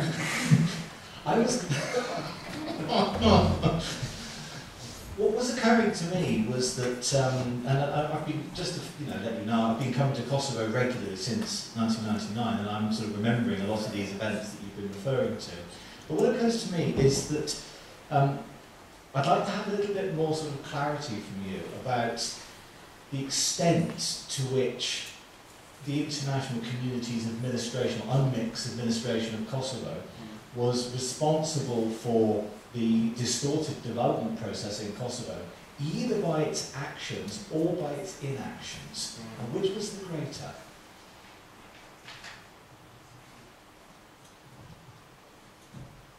Oh yeah, that was a very short answer. It's because it's a very interesting question, so I have to provide you very full and complete answers, I guess. But yes, exactly. But I mean, no, but it's unfair because you're asking me very elaborate questions. But what can I do?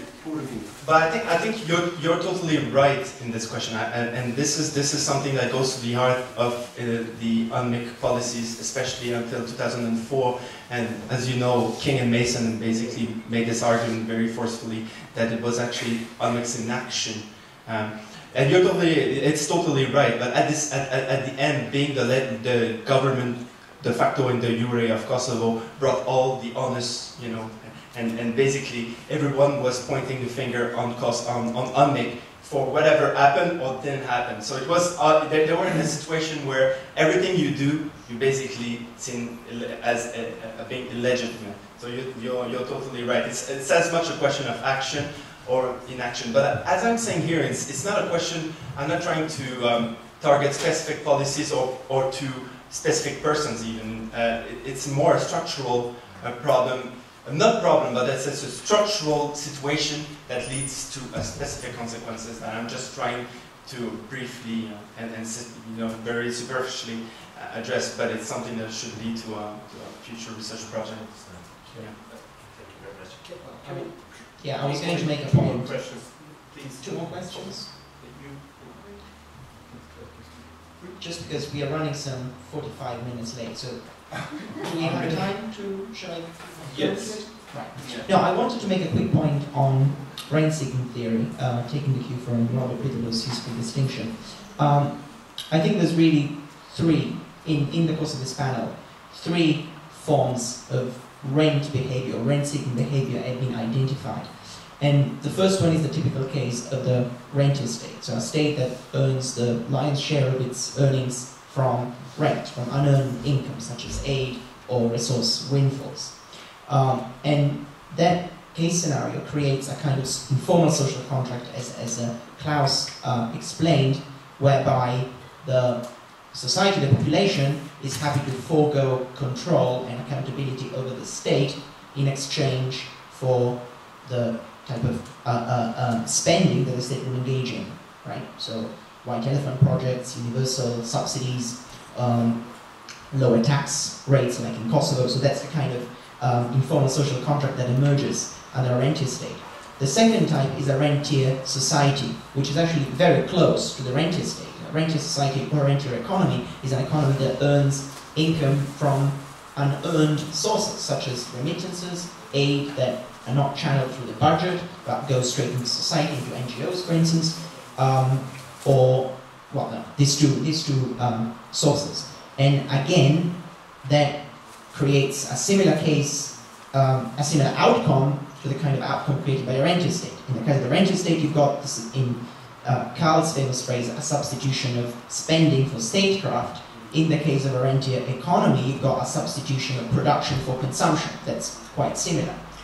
The third type was actually a type of rent-seeking, rent behavior that was identified by Klaus, which runs counter to the idea that rent produce state autonomy. And this type of rent-seeking behavior happens when capitalists try and obtain favor from the government in exchange for promising votes, right? So you've got the capitalist class that competes for state favors, such as influence over policy making or industrial licenses, in exchange for votes. And that's something that, in contrast to the rentier state, undermines state autonomy. So the rentier state is a situation where the state is insulated from societal control. But this type of rent-seeking, which is Anne Kruger's really type of rent-seeking, undermines the state is captured by vested interests. So I think this might help this kind of taxonomy. Thank you. Okay. Any more questions? I'm just being polite. So thank you very much. I know. Thank you. And I'll just, please do accept my apologies for probably the worst moderation of a session in humankind history. But in any case, sorry? That's good. Actually, we've been running for exactly 2 hours, so I'd like to say that this is an indication of the quality of presentations and papers we had. So I'd like really to thank our panelists here. I would like to thank you for the very interesting questions, and we'll see you tomorrow.